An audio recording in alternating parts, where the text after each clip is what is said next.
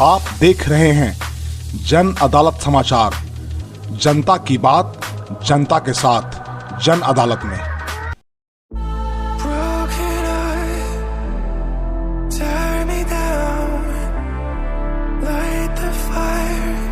मैं इस वक्त बिहार के चर्चित नालंदा जिले के हरनौत प्रखंड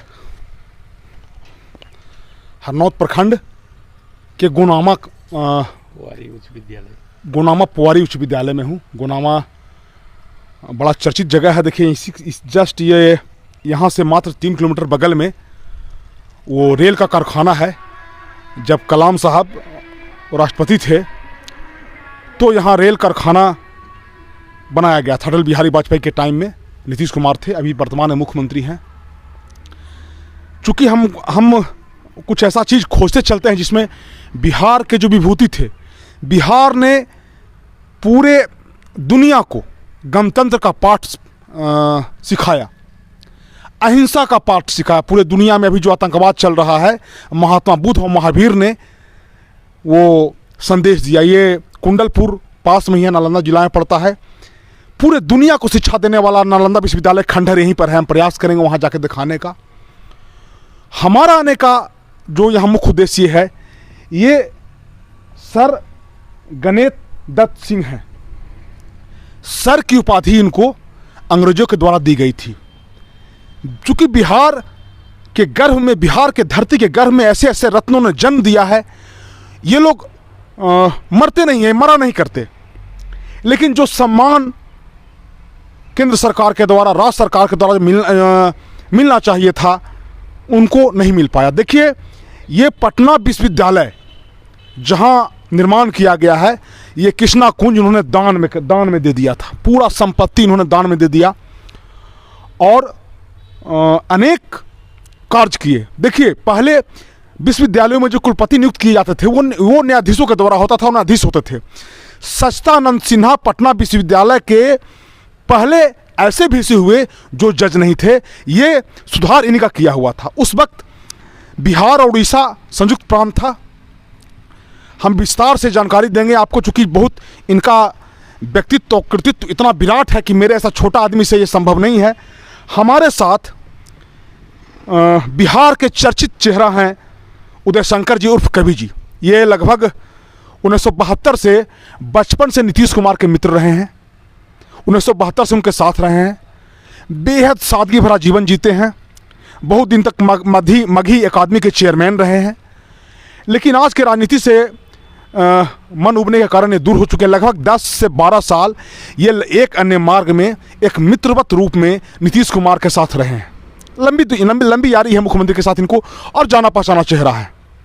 इन्होंने कभी भी अपने पैरवी और पहुंच का दुरुपयोग नहीं किया। आज भी जब मैं आया तो अपने कुदाल और अपने फेटा बांध कर अपने खेत से आ रहे थे। मैंने इनसे आग्रह किया कि सर हम गया से आए हैं, हमारा नाम बाबा शिवाजी है, हम पत्रकारिता करते हैं। तो उन्होंने बताया, उन्होंने कहा कि हम जरूर समय देंगे, चूँकि बहुत जानकार आदमी है और ज्ञान का खजाना इनके पास है। देखिए हम कुछ बात पहले अपने दर्शकों को बता दें कि ये चूँकि इनका व्यक्तित्व बहुत ऊंचा था, हम नहीं बता सकते हैं। ये कह रहे हैं ये सर गणेश दत्त सर जो थे, ये 13 जनवरी 1968 को ये जन्मे थे। और जब भारत अंग्रेज़ों के चंगुल में था, उस वक्त ब्रिटेन से स्वतंत्रता से पहले बिहार और उड़ीसा राज्य में शिक्षा और स्वास्थ्य के क्षेत्र में उन्होंने बहुत काम किया। क्योंकि उस समय उड़ीसा और बिहार एक संयुक्त प्रांत हुआ करता था। प्रकाश झा के द्वारा एक उन पर फिल्म ही बनाई गई थी।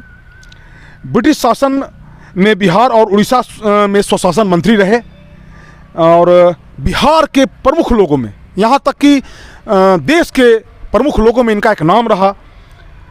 ये इन्होंने चंदेश्वर प्रसाद की पहल पर पूर्वी भारत, पटना बिहार को पूर्वी भारत ही बोला जाता है, पूर्वी भारत में सबसे बड़े मनोवैज्ञानिक रिसर्च सेंटर का इन्होंने निर्माण किया।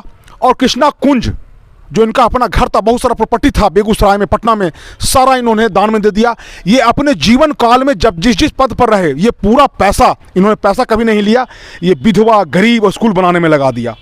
और ये जैसा कि हमने बताया कि कुलपति की नियुक्ति में न्यायाधीशों का वर्चस्व था, जैसा कि आज कॉलेजियम में देखने को मिलता है। इसको उन्होंने तोड़ा और सच्चिदानंद सिन्हा पहले ऐसे व्यक्ति थे जो पटना विश्वविद्यालय के कुलपति बने। ये हम कवि जी उर्फ उदय शंकर जी से जानने का प्रयास करेंगे। चूँकि ये बगल में पुवारी गांव है, पुवारी में उनका पैतृक संपत्ति था, बाद में गुनामा में आके बस गया। बगल में छतियाना है, यहाँ से 2 किलोमीटर दूर छतियाना है, हम वहाँ जाने का प्रयास करेंगे। तो मैं इस वक्त अभी गुनामा स्कूल के प्रांगण में उनका स्टैचू बना हुआ है। कुछ दिन पहले ये घोसी विधायक के द्वारा स्टैचू दिया गया था, 1 साल पहले असामाजिक तत्वों के द्वारा इसको तोड़ दिया गया था। हम वहाँ भी आने का प्रयास किया, लेकिन चूंकि उस समय दिल्ली में मेरी व्यस्तता थी, नहीं आ सके। लेकिन मन में कहीं ना कहीं खोज था। हम अपने दर्शकों को कहना चाहेंगे, आप अपने बच्चों को बताइए, अपने लोगों को बताइए, बिहार की विभूतियों के बारे में बताइए कि आपका इतिहास, आपका विरासत कितना उज्जवल है, कितना विराट है बिहार का विरासत। आज के नेताओं ने जो दुर्गति कर दिया बिहार का, वो देखने में लगता है कि जो जिसने दुनिया को लोकतंत्र दिया, बिहार के सत्ता पक्ष हो या विपक्ष हो, जिन नेताओं ने भी सत्ता हासिल किया, उन्होंने सिवाय जनता को बरगलाने का काम किया। आज आप देखिए, ये एक प्रसंग निकल गया, लगभग 25 से 50 लोग का आँख का ऑपरेशन हुआ और उनका आँख चला गया। कौन देखने वाला है, कोई कुछ सुनने वाला नहीं है। तो हम अब इस विषय पर आते हैं कि सर थोड़ा सा आगे ये बताइए सर कि इनके बारे में बताइए, आप इनके बारे में। देखिए, यहाँ का सबसे पहले बसावट के हिसाब से सबसे पहले पुवारी गांव की बसावट हुई। यहाँ लोग बसे और कालक्रम में पुवारी से गुनामा गए। गुनामा जाने के बाद इनके पिताजी बाबू डेग नारायण सिंह की कोई संतान नहीं होती थी। लोगों ने समझाया, कहा कि आप जगह का बदलाव कर दीजिए तो हो सकता है भोला की कृपा हो, आपको शिशु हो, कोई संतान हो। उन्होंने अपनी कचहरी में छतियाना में जाकर के वास किया और दैव संजोग इस विभूति की पैदाइश वहीं हुई। जैसा कि आप कहे, गणेश चतुर्थी के दिन 13 जनवरी 1968 को। अच्छा, गणेश चतुर्थी के दिन? हाँ, इसीलिए इनका नाम गणेश रखा। हाँ, तो गणेश दत्त जी की पैदाइश वहाँ हुई। करीब करीब स्मरण अगर सही है तो 2.5 साल या 4 साल की उम्र में ही इनके पिता बाबू डेग नारायण सिंह का स्वर्गवास हो गया। माँ थी, माँ ने पालन पोषण का भार उठाया क्या, वह तो एक स्वाभाविक जिम्मेवारी थी, माँ तो पालती है सबको। तो माँ की देखरेख में ही बढ़ने लगे लोग। उस समय जो प्रचलन था, कम उम्र में शादी करने की परंपरा थी। मात्र 14 साल की उम्र में इनकी शादी हो गई और लाड़ प्यार दुलार में ही रहे, पढ़ाई लिखाई से दूर रहे। पढ़ना लिखना इनके मैंने जीवन से जुड़ा हुआ। 14 साल की उम्र में इनकी शादी हुई। उस समय पढ़ना लिखना कुछ नहीं था इनका। शादी हुई, शादी होने के बाद होता था कि 4-5 साल के बाद लोग ससुराल जाया करते थे। शादी कम उम्र में हो जाती थी, लेकिन ससुराल लोग जाते थे मैंने पत्नी से मिलने के लिए 5 साल के बाद, यानी बालिग होने के बाद जाते थे। तो वहाँ ससुराल गए। ससुराल जिस रोज गए वहाँ रह रहे थे, खूब काफ़ी मान सम्मान होता था। एक रोज़ वहाँ उनके घर में ससुराल परिवार में एक तार आया, टेलीग्राम कलकत्ता से। तो पहले तार आता था, नहीं तो जिस घर में तार आता था उस घर में रोदना शुरू हो जाता था, लोग क्रंदन शुरू कर देते थे। लेकिन वहाँ देखे तो कोई पढ़ने वाला मात्र यही था कि कोई सुखद समाचार था। कोई उस घर से कलकत्ता गए थे, उनकी नौकरी लग गई थी, अच्छी नौकरी, उसके बारे में सुखद संवाद था तार में। लेकिन चूंकि तार सिस्टम जो था बदनाम, इसलिए लोगों के घर में कानन उनन करना पिट्टी शुरू हो गया। और अंग्रेजी कोई पढ़ने वाले नहीं थे, 2 शब्द का संवाद था। उन्होंने उनसे इनकी सास ने दिया कि बउआ एरा जरी पढ़ो तो की है। चूँकि वो समझती थी कि बाबू डेग नारायण सिंह एक संपन्न परिवार के ही बेटा हैं, उच्च कुल के लोग हैं, पढ़े लिखे होंगे। इन्होंने नहीं पढ़ा तो इनकी सास जी ने कहा कि तहु हमरे किस्मत में लिखल हला।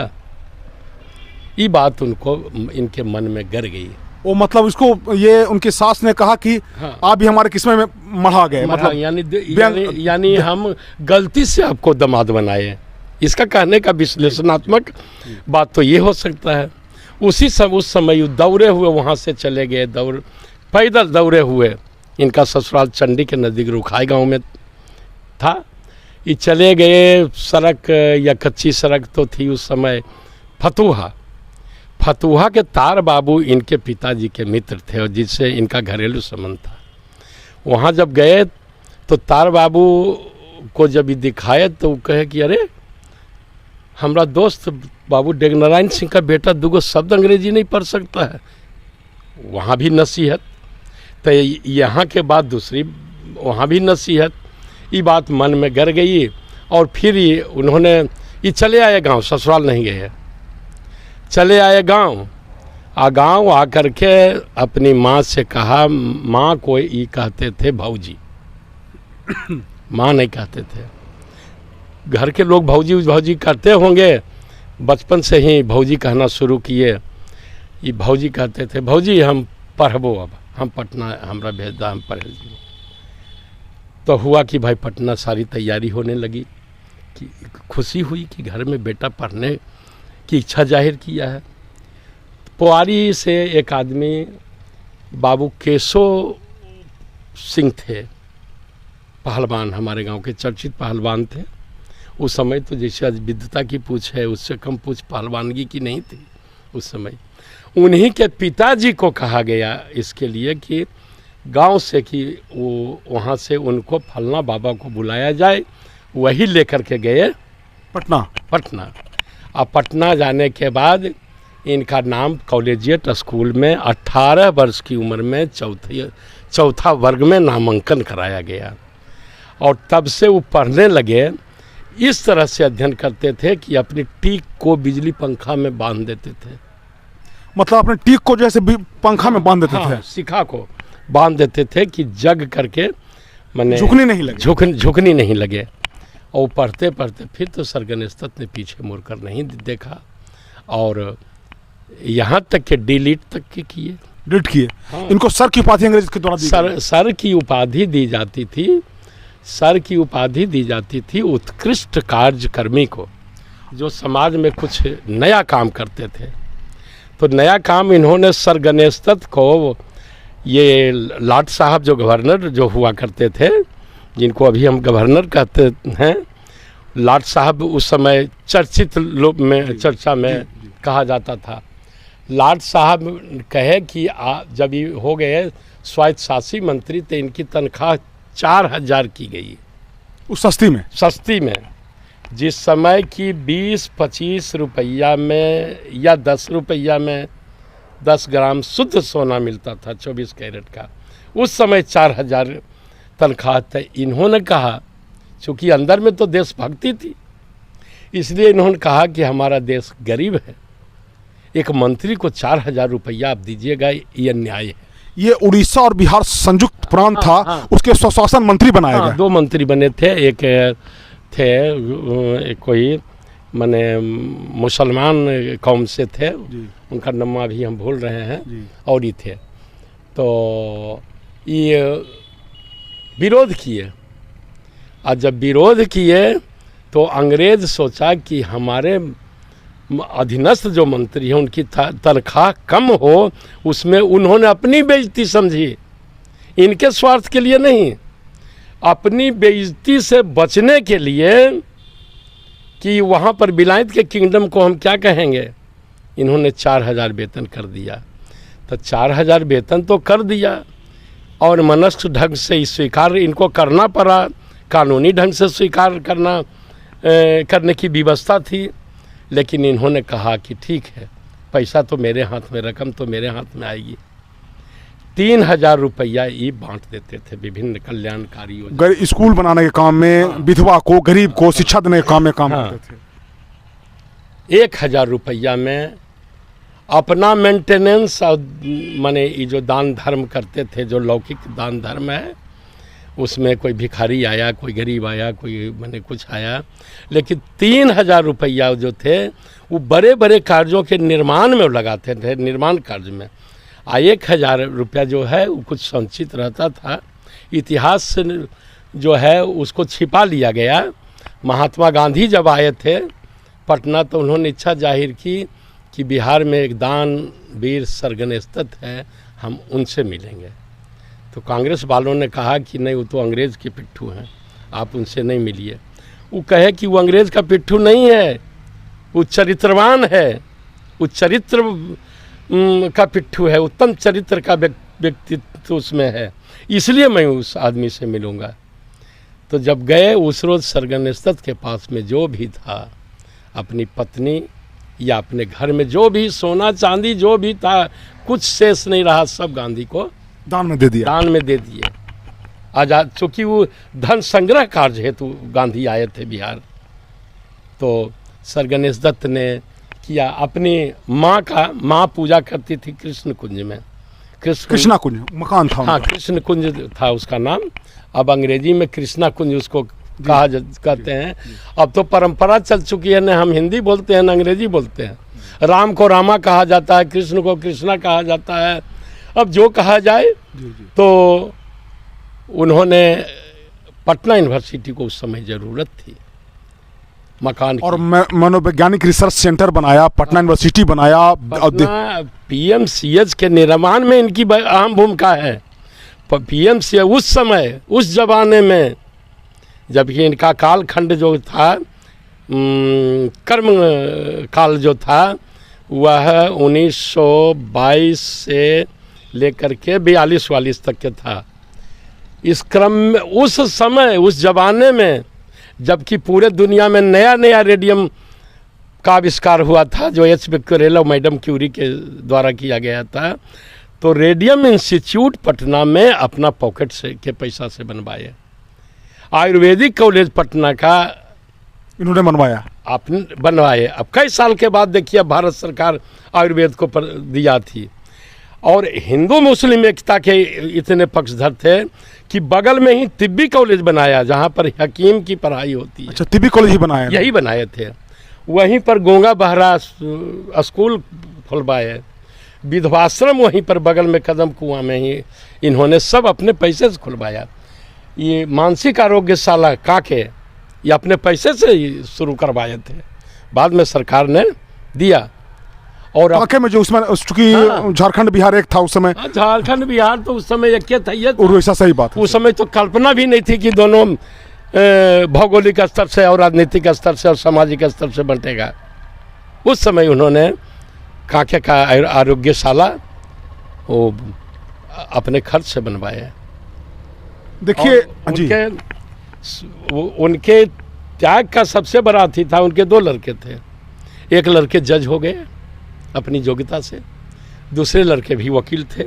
उन्होंने भी प्रस्ताव रखा कि हमको जज बना दीजिए, तो कहे कि ना, तोरा जज नहीं बनी। वो मगही में उनकी आवाज़ थी, तोरा जज नहीं बनी। वो चूँकि केकरा तो निर्दोष के फांसी दे देबो, दोषी के छोड़ देबो, कोई हमरा भरोसा नहीं हो, इसलिए वो बनलखुन योग्यता से, तो योग्यता से बना, हमें तोरा न बने वो नहीं। तो आर्थिक रूप से कमज़ोर थे, बेटी की शादी करनी थी, उन्होंने मांगा पैसा। पिताजी से स्वाभाविक है, आज भी पैसा बेटा मांगता है बाप से। ये बोले कि हमारे पास में तो धन है कहाँ, हम तो सब यत्र तत्र बिछा रहे हैं। तो बहुत प्रयास किया गया। तो इनके मित्र थे डॉक्टर सच्चिदानंद सिन्हा, जिनके बारे में आप चर्चा कर, पटना का पहला VC बने वो। हाँ, पहला भी वाइस चांसलर पटना यूनिवर्सिटी के पहला डॉक्टर सच्चिदानंद सिन्हा थे। डॉक्टर सच्चिदानंद सिन्हा के यहाँ पैरवी गई कि आप कहिए अपने मित्र को कुछ मदद करें। तो उन्होंने कहा कि डॉक्टर साहब, यदि आप चाहते हैं तो मैं इनको धन दूंगा, लेकिन ये आदमी बेईमान है। बेटा को, ये आदमी बेईमान है, हम इनको रुपया धन देंगे, but 1 condition, in your hand, You are the VC of Patna University. If you like and agree, I may provide him some money. But you will have to write a hand note against him. And this hand note, it should be mentioned that if I die, my first funeral should be done before returning the money from my son. If not, let my dead body keep alone. ये अंग्रेजी में उन्होंने ये बात कही थी।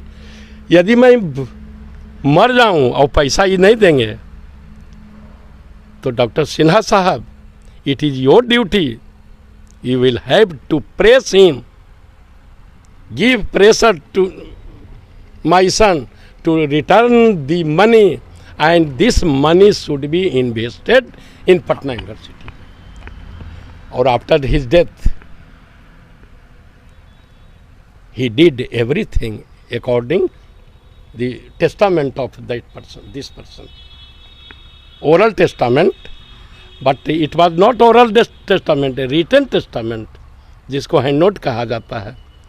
जब मर गए तो गंगा के तीर पर जब जिस समय इनका श्राद्ध हो रहा था, इनकी चिता जल रही थी, तो सच्चिदानंद सिन्हा ने कहा कि यही इसी व्यक्ति की चिता जल रही है, वो हैंड नोट को दिखा करके, इसी व्यक्ति की चिता जल रही है. सब लोग आए, अबाक रहे, क्या बात है भाई, देखे तो सब लोग अबाक रह गए. उसके बाद उस हैंड नोट को उसी चिता पर जला दिया गया. लेकिन सारी प्रक्रिया तब पूरी हुई चुपके जब उनका बेटा पैसा वापस किए, तब अर्थी उठी, तब राम नाम सत्य हुआ.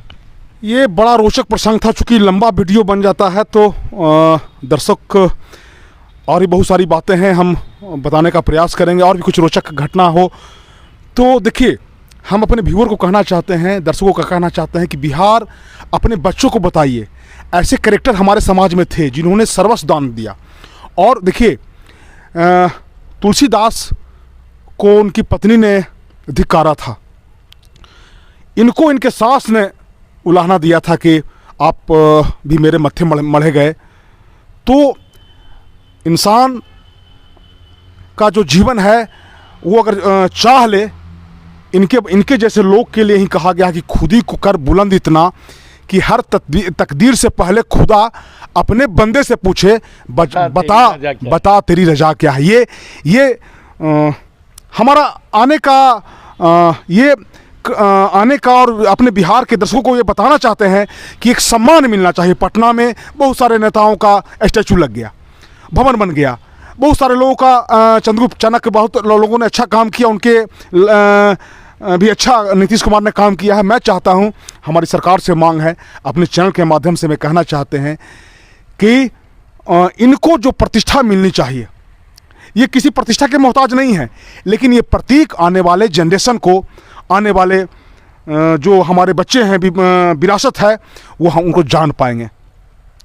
तो आज हम यहीं से थे और हमने प्रयास किया कि इनके चरित्र के बारे में, इनके बारे में बताया जाए. हम इनको नमन करते हैं, इस धरती को नमन करते हैं, इनकी माँ को नमन करते हैं, बिहार के अपने धरती को नमन करते हैं कि जिन्होंने ऐसे विभूतियों को जन्म दिया, जिन्होंने समाज में शिक्षा के क्षेत्र में क्रांति लाया और अपना पूरा जीवन जन सेवा को समर्पित किया. कैमरामैन संजय के साथ मैं बाबा शिवाजी, जन अदालत न्यूज़ के लिए नालंदा जिला के हरनौत प्रखंड के गुनामा पुआरी गांव से. धन्यवाद.